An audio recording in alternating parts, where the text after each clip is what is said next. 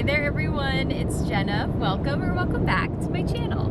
In today's video, we are heading off to Charleston, South Carolina, and we just left a little bit ago from our house in Charlotte. It's about a 3-hour drive, and it's just a little impromptu trip that we planned for the weekend. So we thought it'd be fun to bring you all along, and we are bringing our dog Kona. So this is a very dog-friendly trip as well, and yeah, we're excited to just explore and bring you all along. So we will see you all in Charleston. So we ended up leaving our house around 6 a.m. and we got to Charleston right around 9 a.m. So the first thing that we wanted to do was grab some coffee and breakfast. So we stopped by the Vintage Coffee Cafe in Mount Pleasant, and this spot was so charming. It used to be a little white cottage and they converted it into a coffee shop. They had some baked goods and the coffee was really delicious. The vibe was super casual and I loved the coastal flair that they had going on inside, and they even had some dog treats at their condiment bar, so of course I grabbed one for Kona. And even though we were there on a Saturday, there was plenty of room to sit outside under the giant oak and magnolia trees.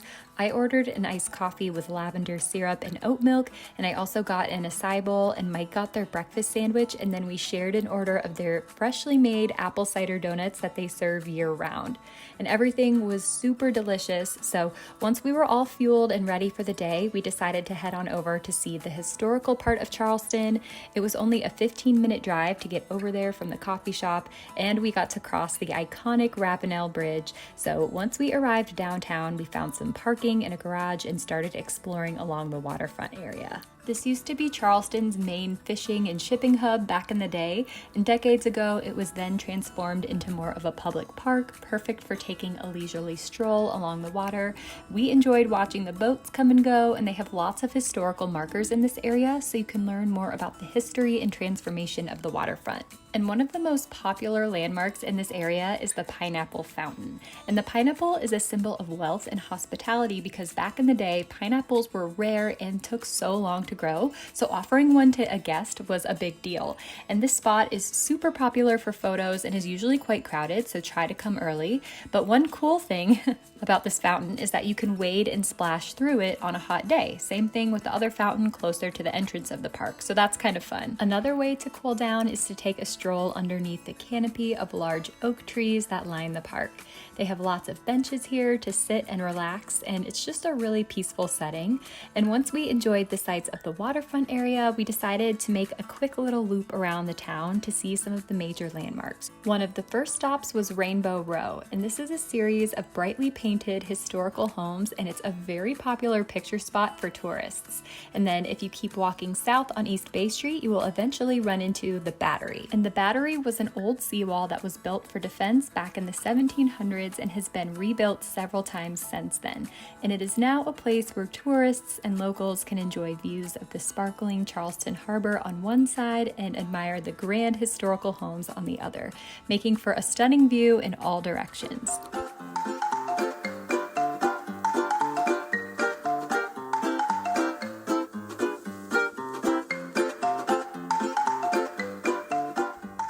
So once you walk to the end of the seawall, you'll eventually run into White Point Gardens. And this is a free public park with historical cannons that date back to the Civil and Revolutionary Wars. And this is a great spot to sit and rest or just enjoy views of the harbor.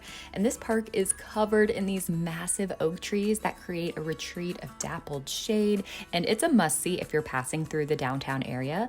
It is just so pretty to take a stroll through, and the patterns of shade and light that are cast from these trees just feels really magical.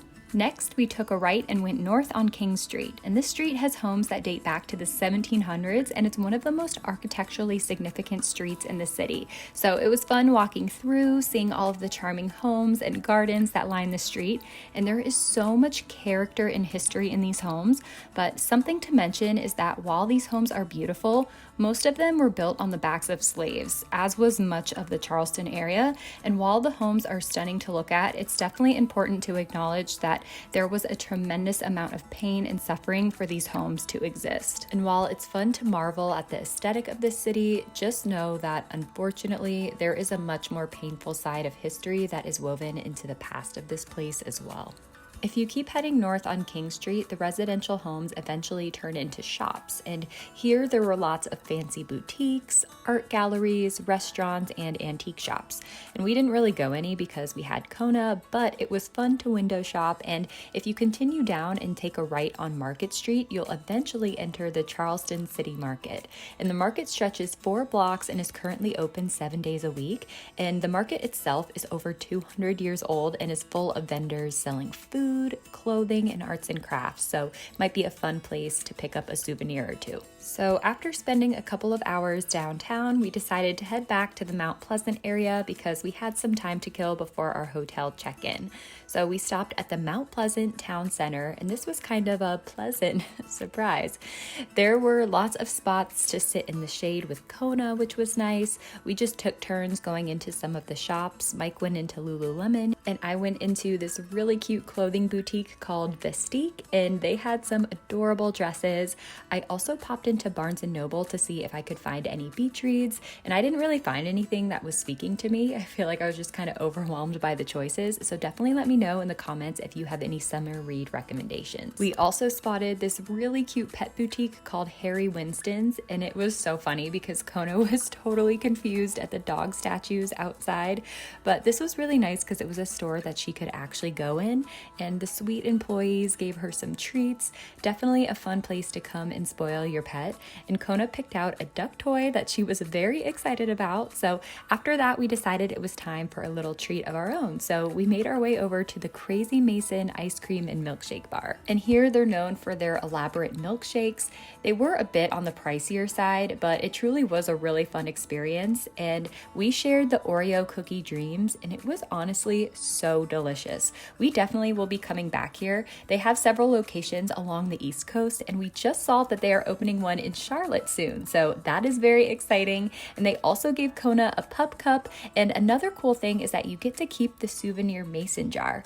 They even have a little rinse station where you can wash out the jar and take it home with you, so it's great if you have kids, and each jar is specific to the city where it's located. So we're definitely fans of this place, and we're going to try more shakes and more locations hopefully in the future. Next, it was time to check into our hotel, and we stayed at the True by Hilton in Mount Pleasant, and this was honestly just one of the cheapest hotels that I could find.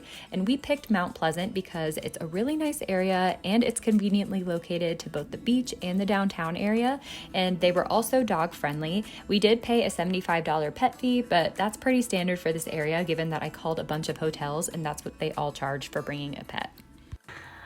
All right, so quick little hotel tour, nothing crazy, just a simple room, nice and clean. I will say both sides on each side of the bed have dual chargers, which is a big deal.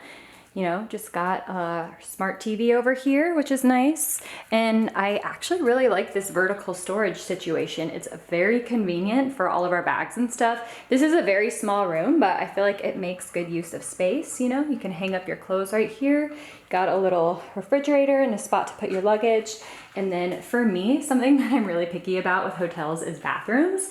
And this one is pretty good. I always am picky about the shower, and I felt like this one passed the test. So, you know, pretty nice, nothing crazy. Again, we just got this place because it was cheap and a good location, and we're basically just going to be sleeping here and kind of recharging. So yeah, what do you think, Kona? Kona was a tired puppy after all that walking, but still found some energy to play with her new toy. So next it was time to head off to dinner, and we ate at Tavern and Table, which is located in the Shem Creek area, and the whole restaurant has waterfront views, and we sat outside on their lower deck, which is first come, first serve. I would definitely recommend making a reservation if you are dining inside or on the upper deck, since this place did get very crowded. And the food here was so delicious. We both got the strawberry Fresno to drink, and it was kind of like a sweet and spicy margarita, and it was just so nice to enjoy golden hour out on the water. They had live music, and everything we had was amazing. We got their burger, smoked bacon Brussels sprouts, and brisket mac and cheese. So after we ate, we walked over the bridge to the Shem Creek boardwalk, and here you'll find Pete the Pelican, who was made entirely from trash collected from a cleanup of local waterways. And Pete is just a small sampling of what was actually collected, and he is here to raise awareness of the ever-growing problem of human debris in our waterways and how this affects our wildlife and ecosystems.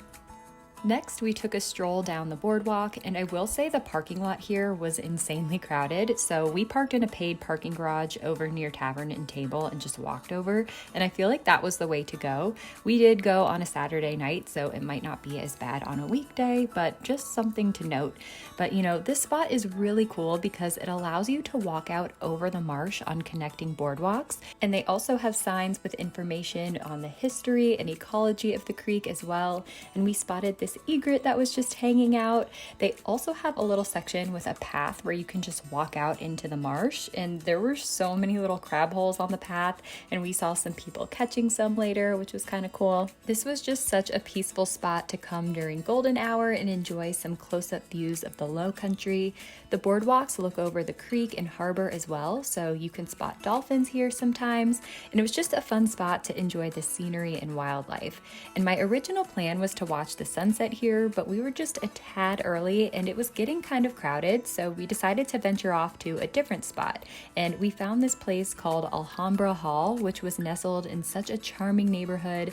And when we got there, there were lots of dogs just running around, and Kona loved it. She even made a friend, Mrs. B, who was her twin. But this was such a perfect low-key place to come and watch the sunset and wrap up the day. And not only did we get a super gorgeous sunset, but we also got really pretty views of the marshland and Ravenel Bridge off in the distance.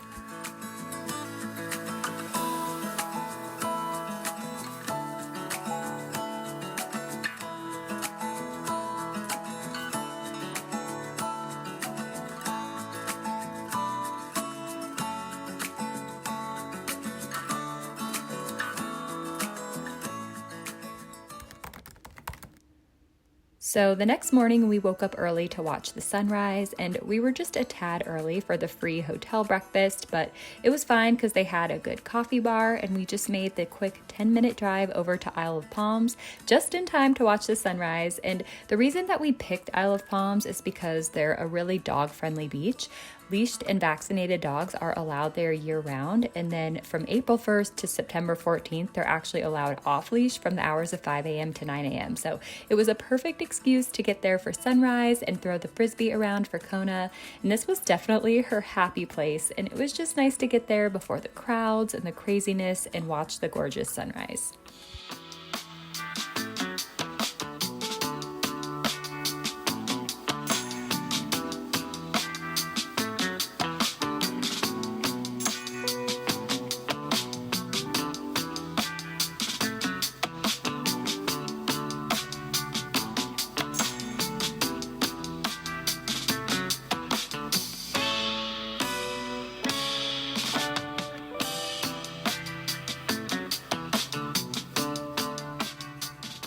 So after the sunrise, we were getting a little hungry, so we just walked through the small town of Isle of Palms in search of some breakfast, and we came across this quaint little cafe called the Seabiscuit Cafe, and we just had to wait for about 20 minutes since we needed an outdoor table for our dog. But this place was really cute and just one of those super simple, no-frills breakfast spots, and we sat out on the front porch and we split a full order of French toast, and I got a bacon, egg, and cheese biscuit, and Mike got a sausage, egg, and cheese biscuit. And this was just a great way to start the day and get some fuel. And one thing to note though is that they are cash only, but there was an ATM on site, so we just grabbed some from that and it was really easy. So after we ate, we went back to the beach for a little while to enjoy the sunshine and the waves, and then after that we decided to pack up. But before we left Charleston, I wanted to look for some souvenirs at the beachside shops because I love to collect pullover sweaters and hats from the places that I visit, but these guys were a little pricey. The hats were $19 and the shirts were $33. So a hack that I found to get cheaper souvenir merchandise is just to check local grocery and drug stores. And here at this Harris Teeter, these hats were 2 for $10 and they had a bunch to choose from, and a similar shirt was only $12. So I snagged a couple of souvenirs and then we headed back home. All right, so we just got home a little bit ago and it's like 2:30 right now. So everything that you just saw, we did in like a day and a half. So definitely lots to do in a short period of time in Charleston. And leave me a comment letting me know if you want to see more Charleston travel vlogs or if there's a city within driving distance of Charlotte that you all would want to see, because I really do love doing these videos. So I hope you all enjoyed. Give it a thumbs up if you did find some value in it. And I just want to thank you all so much for watching this video. I hope you have a fabulous week and I will see you all in my next one. Bye!